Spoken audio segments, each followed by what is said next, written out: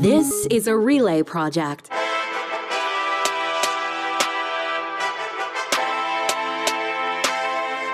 The Discourse starts right now with Cheryl Oates and Erica Barudis.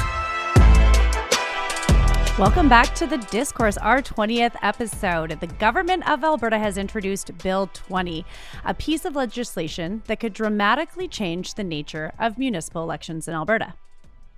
And like so many bills before this bill is being criticized for the sweeping powers it gives the provincial government, with many municipal leaders calling it a drastic overreach into their jurisdiction, sound familiar, and an infringement on democracy. So later on today's show, we have a special guest all the way from British Columbia, because in Vancouver, the city has had municipal parties for decades.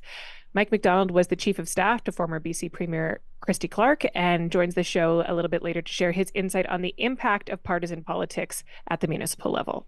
All right. So before we dive in and we've got all the points to cover, we're going to go kind of a high level and then dig into some of the policies. Let's throw to a clip of what the Municipal Affairs Minister, Rick McIver, had to say as he introduced this legislation.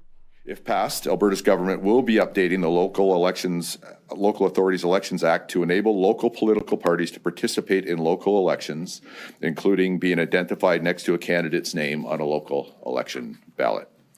Our decision is focused on transparency. I've said this many times through speeches to Alberta municipalities and the rural municipalities of Alberta, as well as in numerous individual conversations with local officials and municipal councils. Party affiliation at the local level is something that happens already, particularly in the bigger cities. I know this firsthand.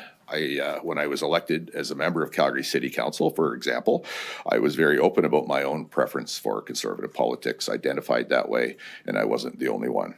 I mean, we are going to go through some of the maybe like more contentious or the ones that have been in the newspaper policies. There is a lot to this piece of legislation.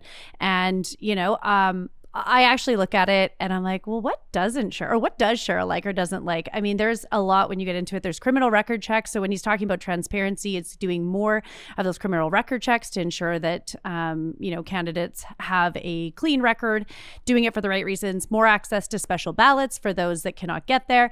Third party, they have to be Albertan based to be able to do it. So your Alberta unions can still do, pay all the money for your candidates and back them in those municipal elections, and then vouching for electors. So again, more transparency on who's going to be able to vote, which again is not super sexy and doesn't make newspaper print, but there's a lot in here that I actually think covers some of that transparency that Minister McIver's talking about. You can't even keep your face straight saying all that because it's ridiculous to say. I did. You were just cackling, like smiling at me the entire time. So I was smiling back.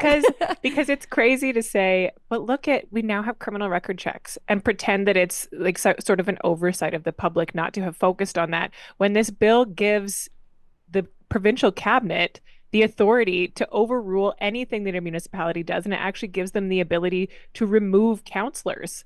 Like, that is a dramatic. I know we're going to dig into that. Change in power. I actually sit here. I know why I don't like pieces of this legislation. I'm sitting here being like, I think Cheryl actually should like more of this in her party than maybe Erica Barudi's right winger does. Because, in fairness and for our listeners, because not everyone follows this, everyone I think knows that there's 3 levels of government. You've got federal, provincial, and municipal. Federal and provincial are tied to the Constitution, which we've had many discussions on constitutional overstep by the federal government. The provinces, and as we'll talk to Mike about, fall under provincial jurisdiction. So under the Municipal Governance Act, that is how municipalities operate within their different provinces. And obviously we've seen one, and I think Montreal is another, that do have these party-based municipal elections. But I do want to say, there's stuff that I look and I'm like, I think Cheryl should like this more than I do. So maybe dig in besides the narrative of this is government overreach, which I'm all for small government. And that would be my criticism of a lot of things I think the government's doing right now. I'm like, I don't want to think about you. I don't want to think about my municipal, federal, or provincial. Get the hell out of my house. Let me do me. But that's actually more like your party style of doing things, is ultimate control. Everyone's in the public sector, inflated bureaucracy. So I always just question why you don't love some of these things. And maybe it's just because it's not your idea or your party touting it. Okay, well, I would love to explain piece by piece, but first, let's start about what's actually in this legislation because there's a ton that's covered in this one piece of legislation. It makes changes to a couple of acts.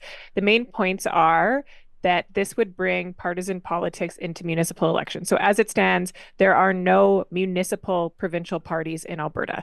This would bring partisan politics, so provincial parties, although it wouldn't be, the existing provincial parties. It would be new municipal parties.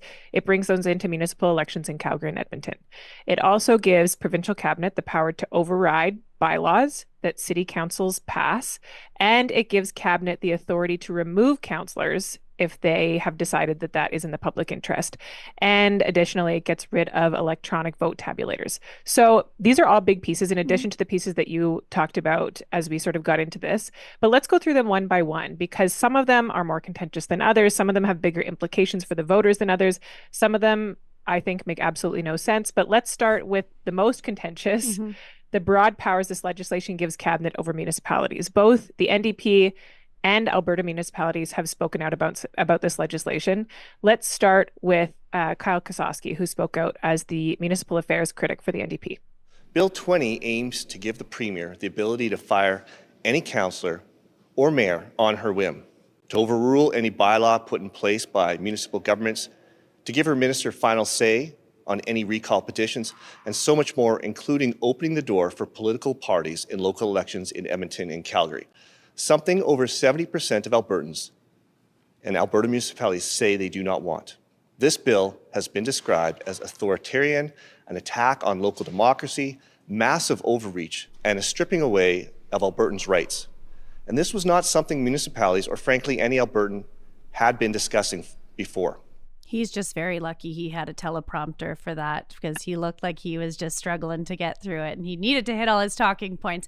But you see the NDP narrative for sure. It is overstep, overreach. The interesting thing on this councillor, so we can get into the details and the regulations will outline some of this about what that looks like or the recall petition. So the recall, I think we saw, and one of the big issues was Mayor Gondek, the mayor of Calgary, having a recall petition that was put forward or, being able to recall elected officials under the UCP in 2019. The conversation was the threshold was so high in order to have it happen. And so that's all they've changed. I don't think it's being able, I think the way that it's being framed by Kyle is a little bit extreme and in the fear mongering style. And then I would say the other thing is honestly, I don't understand how you guys don't like this. One of your candidates, Naheed Nenshi, as mayor, called for the government to step in and change MGA rules in order to kick out a councillor. So, and your former boss and current leader of the NDP was quite alongside him.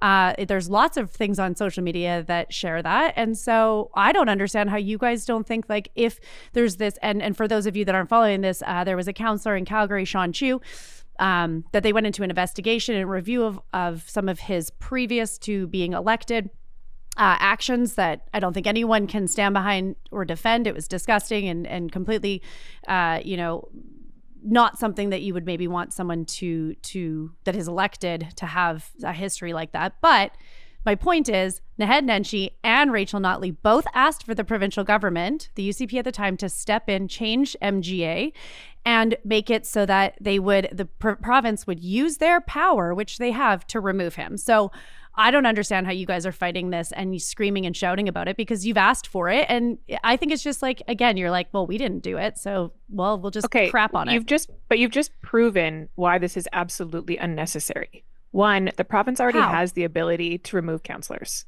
But they don't. They have to make a change to the MGA. They called for an investigation and then to be able to decide to remove them. That's what both Naheed and Rachel Notley were asking the government to do. Councillors have been removed many times before. Chestermere is a good example of councillors that were removed because they were not living up to their duties or working in the public interest. Yes, there are some hoops to jump through to have councillors removed, but the ability has existed for decades. And Rick McIver said that. The Minister of Municipal Affairs said that in his press conference. So what's wrong with formalizing it then? But why do we need to give the province more power? These are duly elected through a democratic process. But city is that giving councillors them more and power? mayors. Like, I think what you're saying, and fair point on Chestermere, there was a lot of things that happened. That's a more recent case. Why not formalize it? Like, what are you folks so, like, if it can already happen and already does, then maybe I should just say, why is the government doing it? But you should be saying they should formalize it because they already do it. So, like, I just don't get your argument. It's not more power. It's not more power or less. It makes it easier. It makes it so the cabinet can go in behind closed doors, overrule bylaws, remove councillors, and it gives them absolute authority to do so. And when I vote in a municipal campaign, I want the people that are elected to city council to make decisions on behalf of the city in the interest of the people who voted for them. And even if their political stripes are different than that of the provincial government, I want them to be able to move forward with their promise to citizens, their political priorities, their policy ideas without political intervention. That is the way that our system is set up. And these changes offer at the least a chilling effect on all city councillors across all municipalities, that if they fall out of line, not only will their bylaws be reversed, but also they could be removed from their seats.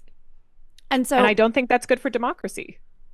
And again, like, I say the smaller the government, the better. That's always been my narrative and criticism. But no, I do believe in democracy and they do have it. But I mean, in some of these cases, they're pretty extreme, which I think is what we're going to see. It's not going to be like, oh, this person did a quote we don't like. And I don't think that's fair to say that the government would ever do that. Like, this person isn't in a line with our government, therefore we're going to throw them out. Like, that's not what's going to happen. And I think that's what the NDPs do, because it's just formalizing something. I don't think it's actually unnecessary. given. It's unnecessary. And I think to add to that, it's hypocritical for the government to say we're putting these pieces in place so that we can protect the public interest, when the public has overwhelmingly, municipalities, people, organizations, said we don't want this. Let's hear from the head of the Alberta Municipalities Organization on this. We've reviewed Bill 20, and we don't see how it makes local elections any more transparent, free, or fair. Local government decisions are made in public, contrasted with Bill 20, in which cabinet decisions to dismiss and repeal will be done in secret. Bill 20 is an attempt by the government to centralize, strengthen, and tighten her government's hold on power. At its heart, Bill 20 does not improve the lives of Albertans. It does not build up our province, nor does it make it easier for our communities to grow in unity and harmony. It will set neighbors against each other. It will keep local elected officials constantly second-guessing the best decisions for their communities and impede the progress of our villages, towns, and cities. I mean, he's talking more about political parties, which I know we'll get to, than the bylaws and power that the government currently has, just doesn't have it formalized. So, you know, I with understanding those guys should have been consulted or should be in big part of the regulation process. I don't think that you as the government ever want one of your key stakeholders to come out so strongly against a piece of legislation. Although in this case, he could only be speaking for his members of Edmonton and Calgary, given that the political parties will, and those are a huge portion of his membership, the only groups that will actually see the political parties. But I know we'll get to that. On the bylaws, actually, though, I think that one of the things is like what we've seen, and I think what's relatable for a lot of folks is where the government already has had to work with council or use their power, which they have because of the Municipal Governance Act, to bring in their own solutions. An example, I live in Edmonton. I mean, you live in Calgary, very similar. When the government needed to bring in provincial sheriffs because the cities weren't doing enough to make sure that there was enough police forces. And both of our parties agreed with the need for more support for public safety in downtowns. That's changing bylaws. That's changing it. It's changing the way that the government operates because they wouldn't. So they're using their force. It's the same argument, right? So the municipal government, and then I'll talk about Edmonton because I just know that better, wouldn't change their rules and their allocation of resources. And so the government needed to come in and use their authority as the government that oversees municipalities in order to do what was in the best interest of Albertans. I mean, another example, if you want to get into specific bylaws, freaking straws and plastic bags that are now mandated to cost something. And if like when you look at what municipalities are actually supposed to do, like their role and responsibility is core services. Fighting climate change and impacting businesses to charge people 15 cents for a plastic bag every single time that they come to your establishment, instead of, focusing and having a huge budget that you can't even justify it, as opposed to focusing on your utilities, your public transportation, public safety, roads and infrastructure maintenance, which is actually the jobs of municipalities. I think one of the things that the government is trying to correct is how much municipalities have got out of scope of what their actual purpose is supposed to be. Okay, but let's just play that out for a minute. And plastic bags and straws is a good example, because it could be the case. Like, let's just imagine a world where Jyoti Gondek ran on getting rid of plastic bags and straws, and people overwhelmingly voted for her because she said, I will get rid of plastic bags and straws. I'm not saying this happened. I'm saying like hypothetical. Yeah. And then she moves forward as mayor, city council votes. We all decide the council decides we're getting rid of plastic bags and straws. Calgary has supported this, and Danielle Smith thinks it's a bad idea, so she overrides it. Okay, but look at That's not in the interest of Jyoti Calgary Gondek citizens. did say something and then ran on something the next day called a climate emergency, which is a stupid thing for the mayor to do on their first day in administration. And I think a lot of people that voted for her the day before, a few days later, were like, what the hell? To the point that there was a whole petition to get rid of her. So I don't know if I would use Jyoti Gondek as a fair example, but let's apply it to Edmonton. I wouldn't use the petition either. I mean, it's a thing that people can do. But there's also, this is what happens with governments, right? I mean, the UCP is doing lots of things right now that there are people who voted for them that are saying, I didn't want that, but that's the nature of government. You're as you move through your mandate, there's going to be people that are unhappy or dissatisfied or feel things have been misprioritized along the way. That's not a reason for another level of government to come in and step on them and say, we know better. The truth is that Calgary and Edmonton have both elected far more progressive councils than their provincial government. And so the values are not always going to align, and that is a good thing. But I think if you're going to run, and so, okay, we'll just hypothetically use that scenario. If you're going to run on something that's actually not really part of your jurisdiction, like this is all about a climate thing. Like that's not even provinces, technically. We've talked about that when we've talked about the federal government's role as like the climate plan and the environment. Again, like I just wish that municipalities would go back to the basics of what they're actually supposed to operate on, and they're overstepping what they're doing, and they're not doing it fiscally responsibly.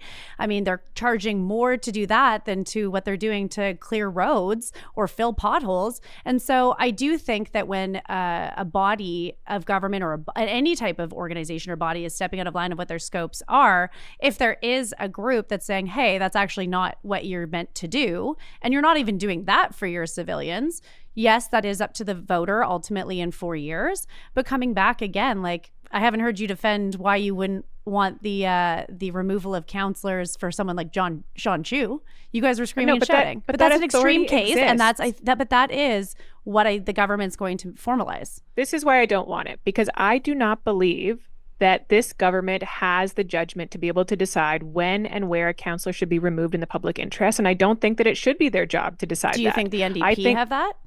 You're saying I don't think any provincial government. Fair. I just wanted to clarify. Like you're saying this government sounds very subjective, but if you're saying no government under any specifically this government, yeah, well, there's your bias coming that is through. Giving themselves. Well, I self-declared. Yeah. I'm just saying I don't think any government should have the authority as a provincial government to go into cabinet and decide behind closed doors to remove a councillor when the only repercussion for them will be the public might not like it. And this is exactly what Rick McIver said when it was like, how will you decide and how will the public know? I mean, his answer is pretty wishy-washy, and that's asking citizens to put quite a bit of trust that the government will always do the right thing. Let's hear that clip from Rick McIver. It's a case by case. It'll be situation specific, as you rightly say. I would certainly hope, and you should too, that if cabinet exercises this authority, that I hope it never has to exercise, that the circumstances that trigger that decision are not vague at all. because I think the public will be most unforgiving of us if we make a decision to dismiss a duly elected councillor and don't have a darn good reason for doing so. I think we'll pay a big price for that. So that's why, again, first of all, I hope it never has to happen. But second of all, if it does, then it will be incumbent upon Cabinet to have a really good explanation for the public. And I think the public will judge Cabinet kindly or harshly, depending upon the facts and the circumstances around when this decision is made. I think a big thing to take from that is it's a risk and reward game. And I think that sometimes I've seen this government maybe flirt a little bit too much with that risk and reward. Again, some of the other policies they've come out, this legislation. But this is also, and as you know, Cheryl, and in most election cycles that we've talked about, the first 2 years are kind of the tougher decision making or the tougher legislation or policy. So this isn't new to any type of government on how you use your time in office. So as someone that supports this party, I'm like, well, you better not really use it unless you really have to. Similar to how I feel about the Sovereignty Act. You shouldn't be, leveraging this power, if you want to call it, or ability, unless it's absolutely critical. But what I heard from Minister McIver was like, this might kick us in the ass if we don't do it right. So when it comes to what Albertans should do is like trust that they will make the right decisions. And if they don't, it's they're the ones that are going to be dealing with the consequences. But what I would prefer as a citizen is to say there are limits to these powers, not to say we have broad power to do whatever we want and make whatever decision we decide behind closed cabinet doors, and trust us to do the right thing because we know you'll be mad at us if we don't. This government has done lots of unpopular things, and they've plowed through and communicated and tried to work their way through it. And I mean, so far they're surviving it. I don't believe that the deterrent of negative press or pushback from citizens is enough to hold them to doing the right thing all the time. And call me biased for that, but I don't think that's the kind of power that any provincial government should have. Well, and it is a big, risky, bold move that they're making on some of these, and it might work out for them, it might not. I mean, you and I are very in it. Like, we look at the policies and legislations. It's actually funny sometimes when I talk to other people that maybe are not in it as much as us, and they're like, I'm surprised by the certain amount of people that actually say, I really like what this government is doing. And I'm like, oh, why? And so it's interesting to hear that, like, I actually think there's a lot more support for what's happening. I mean, like when you see polls or performance of Danielle Smith, like she's not fallen off anywhere. So there's something that she's doing, whether it's just because she's got a bold plan that people respected, or, right now the outcome of the risk reward hasn't, there's no proof if it's a good or a bad idea. It's gonna play out, and it might play really well for me or really well for you in the next election. One thing I want to go to is, like, I don't know how you don't like the idea of changing the voting tabulators.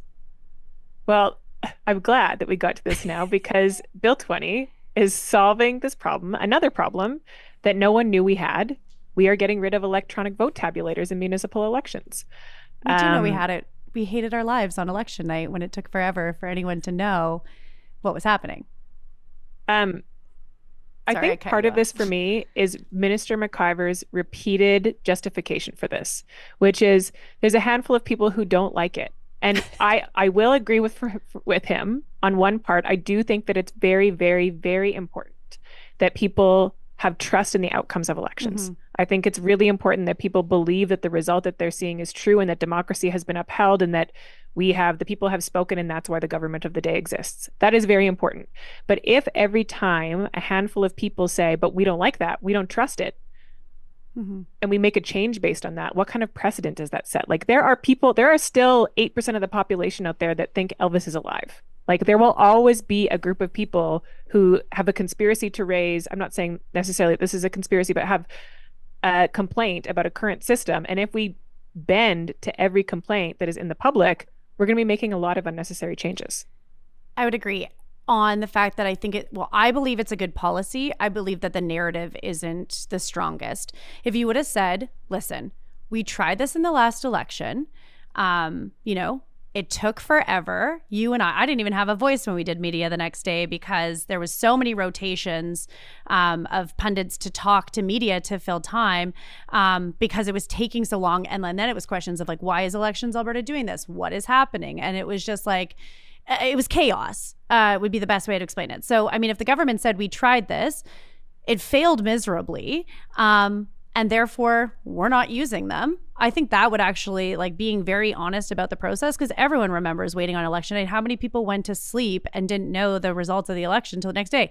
How many elections, I think of Banff Kananaskis, that was like apparently, called one way for the UCP and then hours later, because advanced polling wasn't using the tabulators and the tabulators were taking forever, like it changed election results. And I think it caused questions for people. They're like, how can you say that? And then advanced polls come in and you're counting advanced polls by hand. So like, why are you using two different systems? And I think that this last election was proof that it didn't work. It's technology error plus human error. So is there really a purpose? Why can't we just have the chance of human error and count them? Like we have sat in so many count rooms over the years of counting over and over to try and remove that.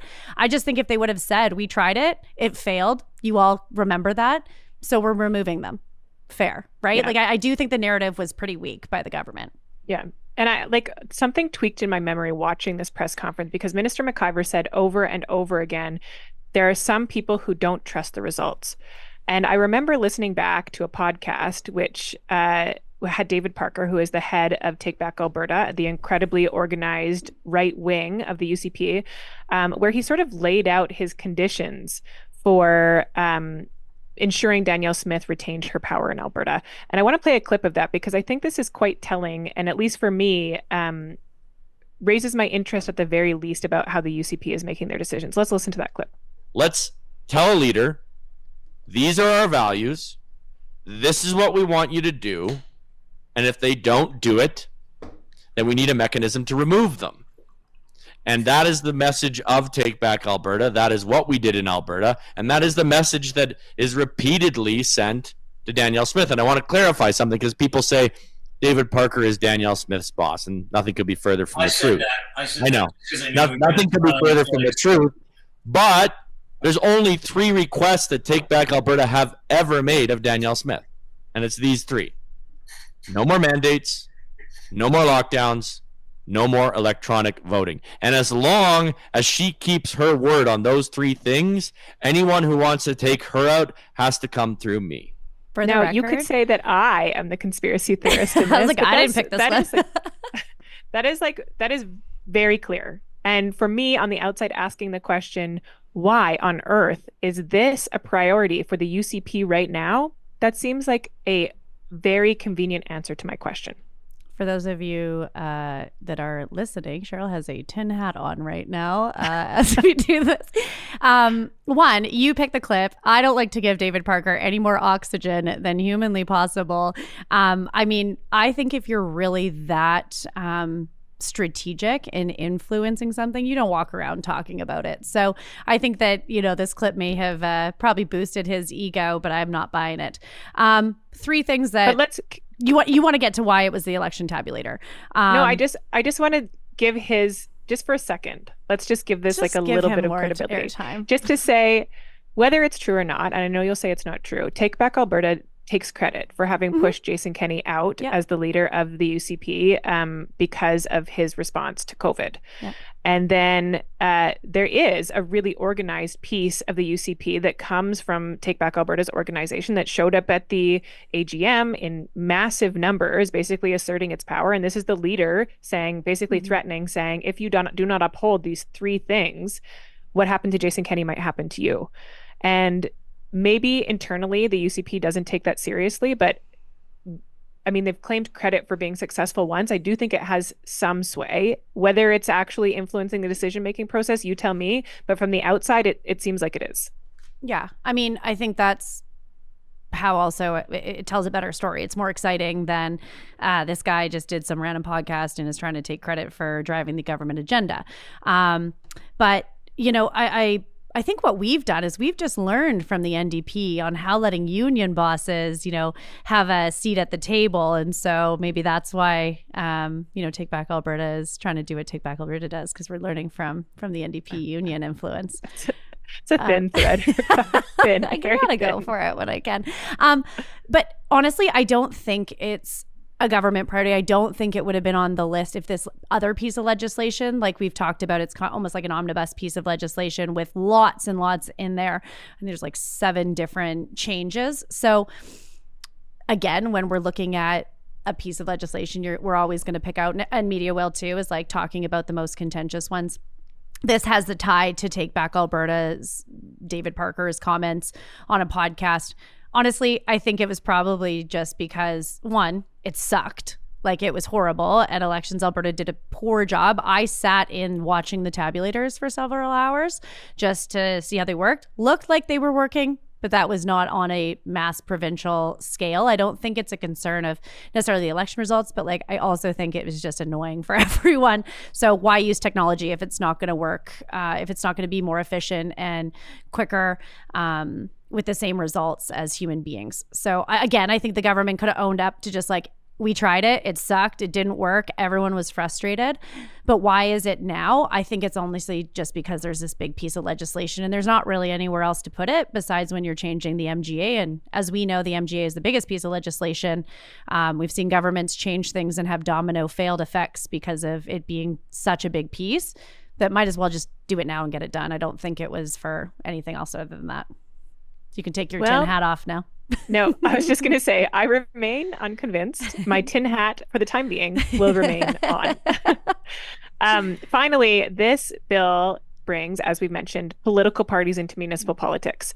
You will recall that as things stand now in cities across Alberta, city councillors and mayors run as independents. There are no political parties. In fact, there are only 2 places in Canada where municipal political parties exist, and that is in Montreal and Vancouver, where the systems are a little bit different. But before we bring in a guest to talk about how the situation or how this plays out in Vancouver, let's just talk about in Alberta, how is this going to work? Is it a good idea or is it a bad idea? Yeah, so I'm hypersensitive to any time that, again, the government does something or makes me think about them. Again, small government lover. It's very strong to my values and beliefs. So again, like when something like this comes out and I know that that's going to be the criticism, I'm like, ugh, like it bothers me. And so it's a bias I bring and I have brought with like, I haven't been praising Bill 20 because again, I'm like, I just wish that we weren't meddling in any, like, I just wish that it was like small government. But so I started watching a bunch of people talking about it. Jarrett Campbell, a friend of mine, do not politically align, but does a lot of municipal politics. He was talking on Real Talk this week, I think, and was actually looking at why Edmonton and Calgary. So for our listeners, like it's only the 2 major cities where individuals are having a full-time job, where everywhere else in the province it is part-time, and not your sole source of income. But he talked about how, like, which I think is true, voters don't actually educate themselves as much as they might say they do. I know people that do read all of the bios and all the information. A lot of the times it's just a guess. If we're talking about like the engagement or removing apathy from the voting structure, I actually see this as I want to go to the ballot box, maybe don't want to read about every single person, or I don't have time, or the election comes up and I'm rushing. I would kind of like to know if like this person's getting involved because they think that the fiscal management of the municipal government needs to change, or they're super pumped about straws and paper bags, or they want the government or the municipal government to do more. So I'm going to align with this party. I'm going to align with that party. I mean, the NDP has done it for a very long time and done it very grassroots style. We saw Don Iveson kind of create his own slate last go for folks, many of which were successful. So I don't know, like I didn't love it right out of the gate, but the more I'm listening to the reasons why, it actually gives kind of like a little bit of I don't want to say cheat sheet for voters, but you're like, oh crap, I voted for that person. I didn't know they stood for this. Versus at least I can say these are my values and beliefs and I'm pretty confident that they align with this group or this slate. So I'm liking it more and more. I mean, I'll say when I ran for Senate, the top 3 were Conservative Party of candidates. I do. Senator in waiting. Conservative Party of candidate. Like, I know people weren't necessarily across the province voting for Eric Roberts. They voted because I was the Conservative Party of candidate. That's why there was such a big gap. But the rest of them were able to run, and they were all independents.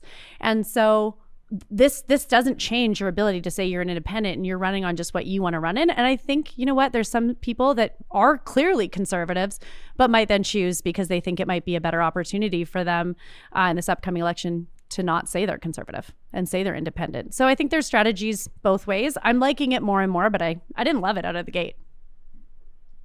I'm of two minds on it. I think it, again, is sort of unnecessary to do right now when people can already say, I align with progressive values, or these progressive values are my priorities. I don't see why the government is spending time on it right now. And I don't think it necessarily is a service to the voter. I think it probably helps build conservative support in Calgary and Edmonton, and especially where they're needed for the province that needs them on city councils. That would make their job a lot easier.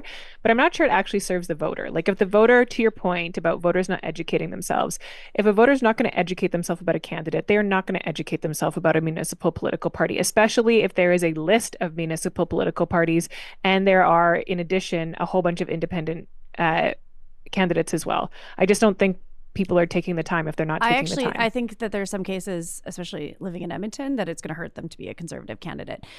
So I think it actually helps both. I don't think it's a benefit for one party more. Calgary probably maybe in certain areas a different conversation, but I don't know the wards well enough in Calgary to have that conversation right now. But I'm just thinking, like, yeah, that actually might not be the most strategic thing in Edmonton to put that. You could say you're progressive. I think that's like, there could be a progressive party. That's very subjective. But again, a slate is not uncommon to happen organically. I think it's just giving people the ability, because I think that the current system doesn't necessarily maybe attract the best candidates. I mean, we could argue that about MLA pay or anything like that, where it's like there could be a better way to get, the star candidates across the board. This allows those groups. And I'll say I'm really happy that it's not tied to a provincial or federal party. I was really happy during Senate it wasn't tied to the UCP, because they were not really loved. But I think that would be a disservice, and that would be very partisanship that like has a different party towing a line, as opposed to like a group of like-minded people that are collectively, working together to get their message out and create this list of your team. My understanding is and I don't know, this is just my understanding, so I could be wrong, but it's going to say on the ballot, similar to what it would say. So, say you're let's just call it the Progressive Party.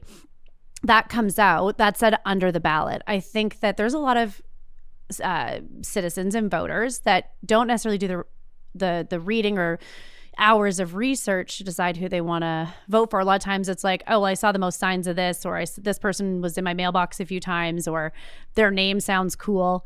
I'm going to vote for them. I think that there's a lot of people, though, that do choose to go, like, their right to vote they believe in. And so I do think that this might just actually help people select the people that most align with what they want to be representing them in city council. And I think there could be some upsides to it. I think, council takes on a lot over the course of its mandate, and to say, we have a majority of candidates that are elected from X party who all agree that our priorities for the next 4 years are X, Y, and Z.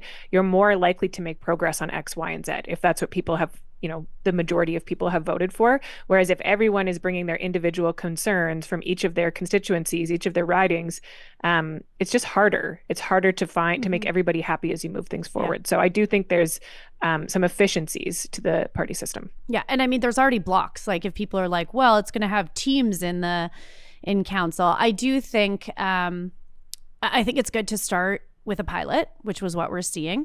When you're talking about timing, why do it? Because I don't think you can really do it next year or in the fall, and then expect that it would be done properly in order for next fall's municipal elections. So I do think they need to do it now, versus in the next two sitting legislative sessions, to be able to get the infrastructure in place.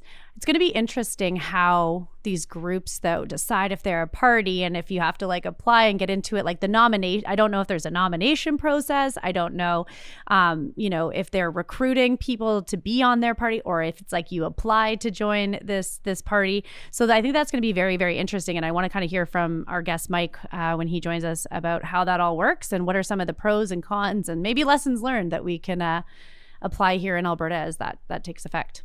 So when it comes to how these changes play out in real life and the implications they've had in other jurisdictions, who better to ask than someone from another jurisdiction?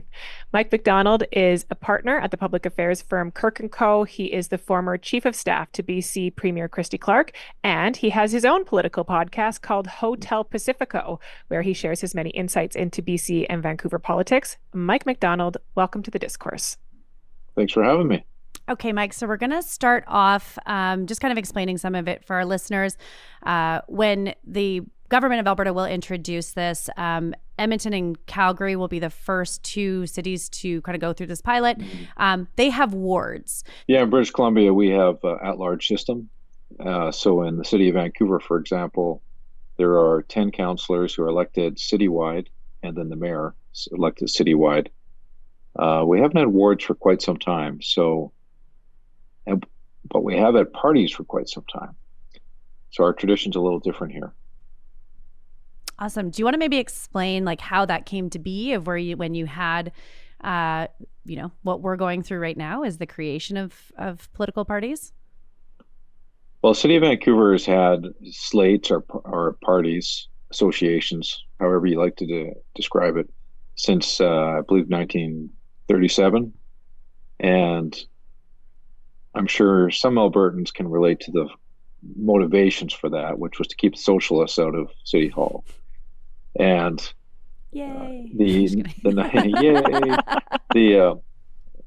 Sorry, Cheryl. Yeah. The nonpartisan association was formed then, and for the better part of 8 decades, it had the upper hand in Vancouver politics, and the ticket to power most of the time was being on an MPA slate. But certainly that has become much more complicated in recent elections out here. And then the idea of running slates gradually grew to other jurisdictions in the Lower Mainland principally, where most of the larger sized municipalities have slates now. Not all of them, but most of them do. So like cities that are over 100,000 people will have some, brand that lets people know whether they're the labor-backed candidates or the business-backed candidates. And only those two options exist, right? Well, we do have our cuddly little Greens here. And the Greens actually run as Greens. And that's a difference in that they are very aligned with the provincial and federal branding. But with some rare exceptions, there's not a liberal municipal party called the Liberals. There's not a conservative municipal party. There has from time to time been an NDP branded civic association, but not these days. So mainly these brands that develop are unique to the community, and people figure out who their home team is, regard where they are in the spectrum. But it differs from community to community. So that's an interesting point, because the government of Alberta, as they bring in this legislation that will now allow political parties in Calgary and Edmonton, has said it's in the name of transparency. That, sometimes you can tell that municipal candidates are aligned with a specific party or with a specific ideology, but not all the time. And this brings transparency to the whole system. Has that been the experience in BC? Well, I think when you have an at-large system as we do, and in Vancouver, for example, last election, there might have been over 100 council candidates. Having a brand attached to the candidate's name is a must for voters, because they can't sort through all those names. Even in the mid-sized communities, might have 6 council candidates or 8 council candidates. It's a lot. It's a lot to ask the voters to go and individually vet, dozens of candidates and decide who on their merits should be elected. It's much easier just to say, I support this party, check, check, check, check, check. Now, having said that, most voters don't go full slate. If they did, then it would always be a wipeout one way or another for that party. Usually there's quite a bit of mixing and matching. And, the stronger candidates, the ones who've been around longer, will often survive in an election, while lesser known candidates may perish. So it's the party brands help bring clarity to the election, but voters will retain some level of, well, it's my choice. I'll decide who I'm going to vote for. Alberta will not be tying to a provincial or federal party. So I know you had mentioned that in the past, the NDP or the Greens have. Here it would be you're an independent or associated with Party X, Party Y, Party Z. And it's clear like they'll probably be a little bit more indicative of what they stand for, like pro-business team or whatever that looks like. Maybe can you share some of the pros and cons you've seen? And I know that obviously the wards and the kind of like mass voting is probably a big differentiator, but some of the pros and cons you've seen in this process? I generally see it as a positive in the larger communities to bring some cohesion to groups of people that are trying to work together to pursue policies, to make it a little more clear to the voters what the options are. We're quite fluid out here, and even though the NPA had a very good run here in Vancouver, they got blown out. They were eliminated last election. They had 0 candidates elected for the first time, probably in their history. So nothing lasts forever. And, groups of people can reformulate under new brands or revive old brands, but it in our experience, it hasn't been that static. There's always been some push to change it on one side of the spectrum or another. Now, what happened in the last election in Vancouver is that there are too many brands, and it became a little crazy, particularly on the left side, where I think there were 5 competing left-wing brands, making it almost impossible for anybody to figure out on the left who to vote for. Now, an additional aspect to this, if I can further confuse the situation, is where you have competing parties that are all generally of the same orientation, you might have an umbrella group come in and say, well, we're going to endorse a group of candidates, and this is our slate. So in Vancouver, the District Labor Council would go in and say, well, we're going to take 2 Greens here and 2 COPE candidates here and 3 somebody else's here. And this is the slate. You guys should all vote for this slate. Sometimes that helps and influences it. Certainly candidates vie to be endorsed on it. But, it's an attempt to bring clarity when there's a lot of brands running. Now, in your case in Alberta, where you're running an award system, I don't think you're going to have the same level of proliferation that we've had here, where it's the at-large systems can get kind of crazy. So what you're saying is united parties are more successful. Yes. And in our case here in Vancouver, a brand new party emerged last election called ABC, and they ran the table because they did unite the center right of the spectrum, and they didn't have any baggage. And the current mayor, who had run under the previous label in the previous election, had been out there working, and they raised lots of money, and they were successful, in large part because the center left had split into fragments. And so, like any provincial election, when there's a split, it can be quite damaging. When, as happened in Alberta quite recently, when parties merge and come together, the math works better. So I was just teeing that up for both of you. I know. Well, you said united. I was like, well, that's my party. So cool. But when it comes to the voter, I guess one of the big things is because there's so much uncertainty. And you kind of touched on it when you talked about it gives them a little bit more information. And we know that not everyone does maybe as much research as the next. Can you talk about, like how it plays out for the voter, what the perception by the public has been? I know it's been a long time, but the ebbs and flows of public support for these types of parties, or if it's just become the norm. Well, let's not forget that, I'm not sure what the case is in Alberta, but in BC, voter turnout is lowest in the municipal level. Mm-hmm. So the people that do vote tend to be longer term residents and a little more involved in the community, older. And so they're the types of people that are paying a little more attention to issues than the majority of people. So, I think they're keeping an eye on what people are saying. Certainly in the age of social media, that's influential in terms of attaching brands to ideas and trying to get people's attention. But, if you're running, even if you're running for a successful party here, it's tough to get noticed at the best of times because, like in a big city, you've got to spend lots of money on advertising, certainly in an at-large election. I think voters are just looking for something to attach themselves to say, okay, I think this is the team that best represents me. This is who I hear is going to win, representing that general direction I like to have in my politicians. And if they've done a little extra research on personalities or somebody catches their eye, they might break against the slate a little bit. But it's a bit chaotic. It's, 5,000 people aren't showing up to the local theater to watch an all candidates meeting. They're trying to pull everything from different directions. As I said, these days, social media, a little bit of media coverage here. It's really hard to get noticed. So actually, I find that probably the most influential thing is just people talking to their neighbors and getting word of mouth and trying to figure it out because it's a complicated ballot. Mike, I know we're running out of time here, but I do have one more question for you about, so in a provincial election, as we all know, the party with the majority, their leader becomes the premier of the province. But that is not the case even when we have parties at a municipal level.